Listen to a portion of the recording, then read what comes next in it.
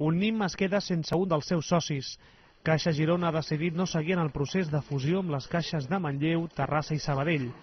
Una sorpresa relativa. Tot i que semblava la fusió més ben encaminada de les que s'han engegat a Catalunya, Caixa Girona sempre ha estat la més reticent.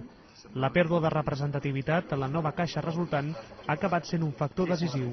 Evidentment es havia plantejat quin és el pes que tindria l'actual Caixa Girona dintre d'aquesta fusió, i el pes, vull dir, pes econòmic, perd de poder de decisió respecte de les famílies i de les empreses gironines que fins a aquell moment havien tingut un interlocutor molt a prop de casa seu. Es havia posat sobre la taula també la possibilitat de mantenir la seu d'aquesta nova fusió a Girona i per tant conservar això.